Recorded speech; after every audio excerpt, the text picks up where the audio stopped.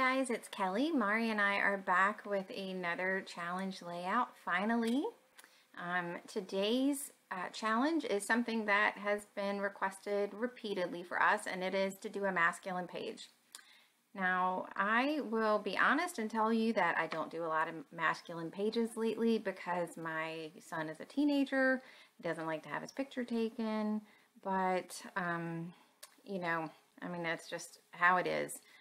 So, and I also, the other thing is I find that the amount of products geared that are either gender neutral or for, appropriate for a teenage boy are pretty lacking.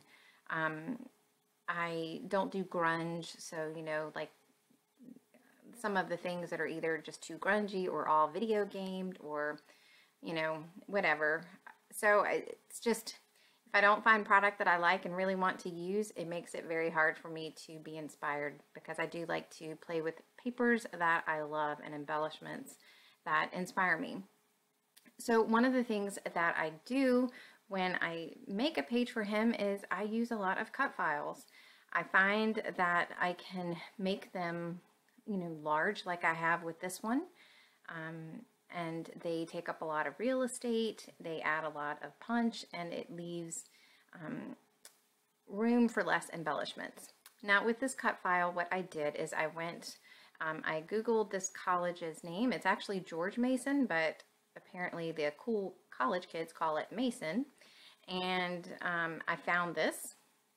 They are the Patriots. They are in Fairfax, Virginia, and it is his #1 choice for schools, and he got into their engineering department, which he was excited, and it just really, the school just totally made sense for him. He wants to do computers, and the amount of internships available, in the surrounding areas in DC are astronomical. So, not only will he graduate with his degree, but he will also have work experience, which, as we know, is huge.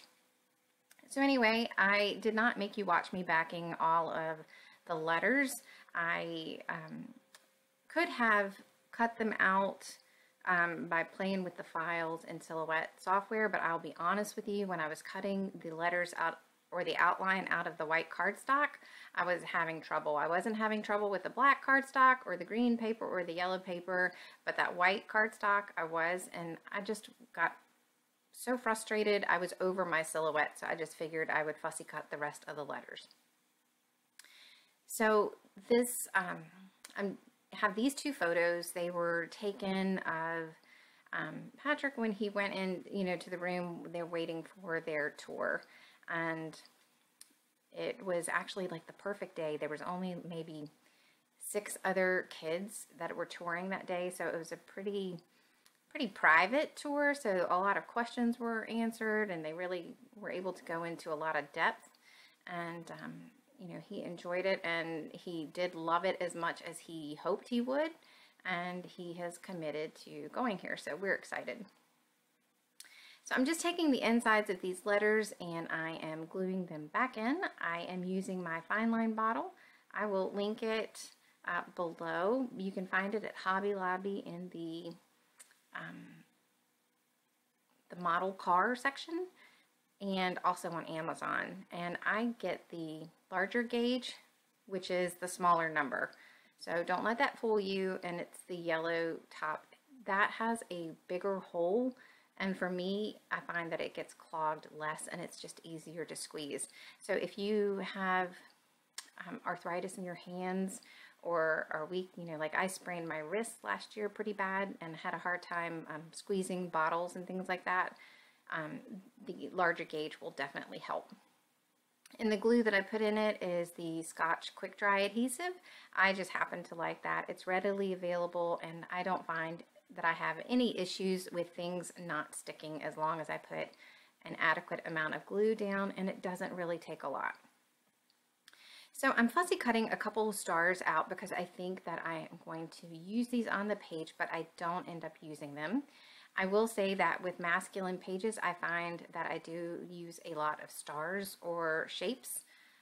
I have no problem using flowers on pages that I have, you know, with Patrick or my husband in them. You know, they're pages that I create with products that I love. But for this one, it just didn't really even seem remotely appropriate. So I'm going through my collection. I'm pulling out, I can't believe the name of this collection by Paige is totally escaping me. But I'm pulling out these things and trying to see what I can use on the page. And I went ahead and cut out that part of the video because it took me a while. So I wanted another layer behind my photos, and I actually reprinted my photos as well. I reprinted them to 3x3. When I was messing around in my Silhouette software, I created squares that were, you know, to take the place of the photos, and I did it with 4x4, and it looked good on the Silhouette software, but when I translated it to the page, I felt like the photos were a little bit too big. They were it was just a little too much, and I knew that I wanted to embellish to the sides and, you know, matte maybe with a pattern paper or two, and it just made sense for me just to go ahead and reprint them. So I have pulled out some of the chipboard stars. I did find this die cut, and I can't read it from here, but it's something about inhale the future, exhale the past, something along those lines. And I thought that that was a perfect, you know, phrase die cut to use for this, because this is definitely a new beginning for him. And I'm going to go ahead and commit to the photo placement. One nice thing about using a large cut file like this is you don't really have to fuss too much with the photo placement. I mean, it is what it is. There's very limited space. I didn't want to cover up the cut file because I knew that I wanted to at least stitch around the outside of it, but I wasn't sure what else I wanted to do. So, you know, for me, it was a no-brainer. I'm using 2 photos. They're still fairly large at 3x3, and you know, it just is what it is. So that part of, you know, that takes a little bit of time out of the creation for me, and it, you know, limiting decision sometimes really makes it easier. So I'm just playing around with these stars. I cut that rose gold star out of the washi strips. I was talking when I noticed that I did it and it was off camera. Sometimes I forget when I'm cutting, I cut closer to my body, and I try not to do that, but it just is what it is because I get in the moment and I'm just scrapping and forgetting that I am filming. So I'm not going to make you watch me do all of this, but I did poke holes around the green pattern paper, and I took all 6 strands of the white thread, and I'm going to just do a simple back stitch. And I leave in a little bit of this in case, you know, someone really doesn't know how to do the back stitch. You can look up an online tutorial. It is so simple though. You go up one hole and come down the other, and just, you know, I like to leave my strings a little longer because I don't want to have as many start and stops on the end. So, you know, for this one, I left it 6 strands because I really wanted the white to stand out. So I felt like I needed more black, and I pulled out some of these black papers from my stash, and I ended up deciding on this thinner diagonal stripe. I felt like the bolder stripe would have looked better if I were able to cut down the white cardstock a little bit more.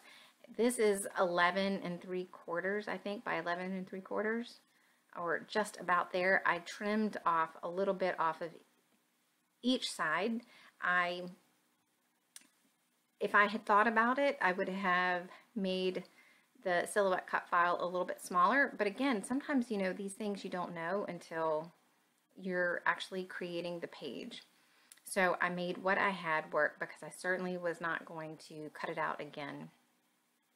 So I did gut the paper because I love a black and white diagonal stripe. This one happens to be by Felicity Jane, and I really wish she would make just a pack of black and white diagonal stripe papers because I would certainly buy it.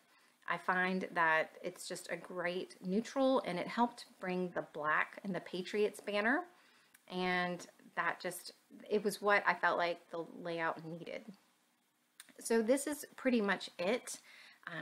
I am going to glue down a few of these stars from Felicity Jane, and I'm just going to do them in the 2 clusters because I felt like that was all that was needed. I'm going to link Mari's channel below, so be sure and check out her video as well.